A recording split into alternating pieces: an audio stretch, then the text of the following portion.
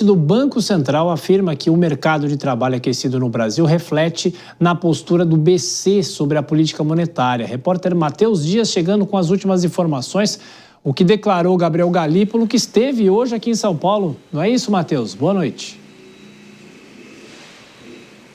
É isso sim, viu, Thiago? Boa noite para você, boa noite a quem nos acompanha. Ele esteve presente, então, num evento da XP Investimentos aqui na capital paulista. Lá comentou bastante sobre o mercado financeiro muito movimentado, o mercado de trabalho aqui no país bastante aquecido e chamou bastante atenção para esse ponto. Isso porque dados mostram que em outubro, no trimestre encerrado em outubro, a taxa de desemprego no país marcou a mínima histórica desde que ela começou a ser contabilizada em 2012. A taxa de desemprego no país, então, a 5,4%. É a marca histórica, só que gera um efeito que chama bastante atenção, principalmente do presidente do Banco Central. Ele, melhor do que ninguém, sabe que a alta taxa de juros costuma gerar um efeito no mercado de trabalho de desaceleração. Só que no momento atual isso é justamente o contrário. Mesmo o Brasil com a taxa de juros a 15%, a maior taxa de juros do país nos últimos 20 anos e a segunda maior taxa de juros do mundo, o mercado de trabalho no país continua aquecido. Tiago, os dados mostram que só em outubro mais de 85 mil empregos foram criados no país e de janeiro a outubro quase 2 milhões de empregos foram criados, sejam eles formais ou informais. E para Galípolo isso mostra o quão difícil tem sido ler o mercado de trabalho aqui no país e que isso justifica uma maneira, uma ação mais cautelosa, um modo de trabalhar mais cauteloso da autoridade monetária. Vamos ouvir. Pegar um país que a taxa de juros subiu como subiu, o desemprego caiu, a inflação caiu, você fala, como é que faz, né? Para você explicar um negócio desse tipo, você vem lá um número com 5,4 de desemprego e queda na participação. Então, tudo isso eu acho que reforça a posição que a gente tem falado desde o início, que eu acho que tem sido a estratégia principal na nossa comunicação, né? Eu tenho dito que é tentar ser o máximo de transparente possível, explicar mesmo como a gente está vendo as coisas, sem tentar induzir ou coisa tipo assim, como é que a gente está vendo as coisas, apresentar quando a gente tem dúvidas efetivamente, né?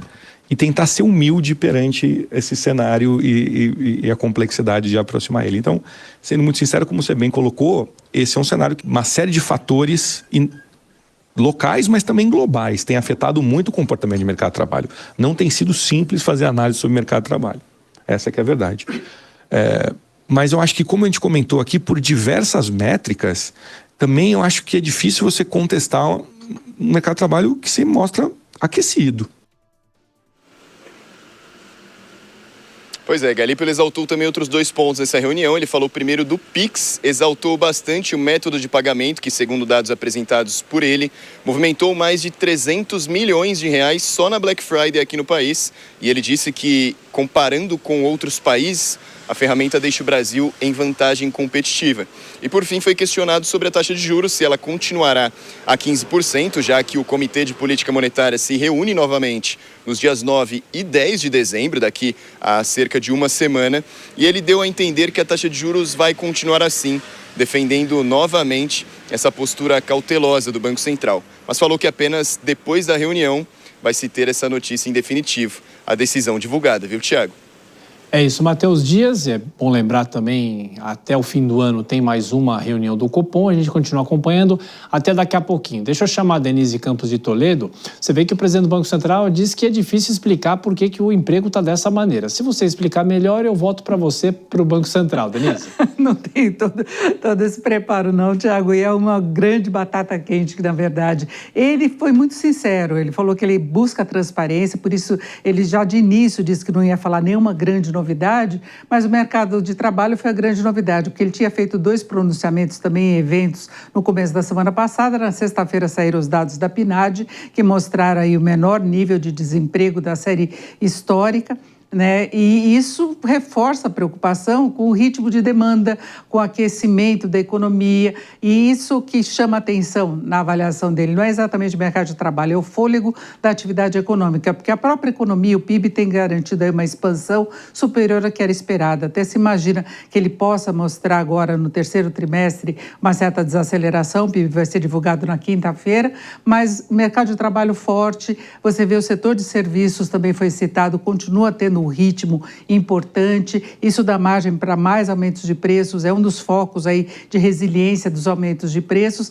Então, o que ele citou é que as variáveis que normalmente caminham juntas passaram a se mover em direções inesperadas. Então, o que se imagina é que com o aperto monetário, com juros muito elevados, com crédito mais caro, né, se acabe tendo uma desaceleração da atividade de modo geral, uma queda da demanda, e quando a demanda diminui, restringe o espaço para reajuste de preços. Então, esse é um processo normal, mas aí nós estamos com uma taxa de juros histórica, juros muito altos há muito tempo, tem problemas de inadimplência, de endividamento elevado, mas a demanda segue lá firme. E até o recorde de PIX, né, Tiago, acabou reafirmando isso. Foi na Black Friday, muita gente deve ter comprado, antecipado, inclusive compras de Natal, né? E esse recorde é um indicativo, foi dia de 13º também. E hoje saiu o Boletim Focus, como toda segunda-feira, o mercado crava ainda os juros a 15%, mas faz um reajuste para baixo da inflação, é isso? Exatamente, Tiago. Nós temos até uma arte para mostrar o que aconteceu. O mercado reduziu a projeção do IPCA deste ano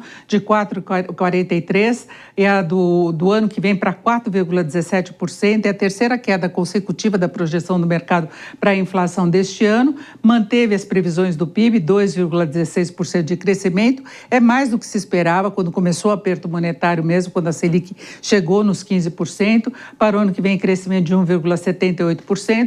Dólar a 5,40 neste ano, 5,50 no ano que vem. 15% é a aposta unânime do mercado financeiro na reunião de dezembro do Copom. Agora, para 2026, ela pode cair para 12%. Houve uma redução no relatório Focus já da semana anterior. E eu vou mais longe. Para 2028, o mercado cortou a projeção média de 9,75% para 9,5%.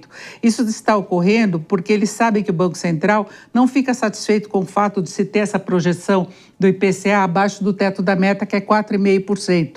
Galípolo já deixou evidente que o objetivo do Banco Central no horizonte mais longo é trazer a inflação para os 3%, que é o centro da meta. E isso só deve acontecer lá para 2018, e aí nós teríamos uma taxa menor de 9,5%. Mas a gente vê que é um horizonte de aperto monetário. Ninguém está contando com um afrouxamento muito grande, não, nem mesmo no ano que vem, que é um ano de eleições. A Selic ainda deve permanecer num patamar bem alto, 12%, principalmente se a inflação ceder para esses 4,17%. O juro real, que é a diferença entre a taxa Selic e a inflação, vai continuar muito alto, Tiago. Então é isso. O mercado está entendendo bem esse recado de Galípolo.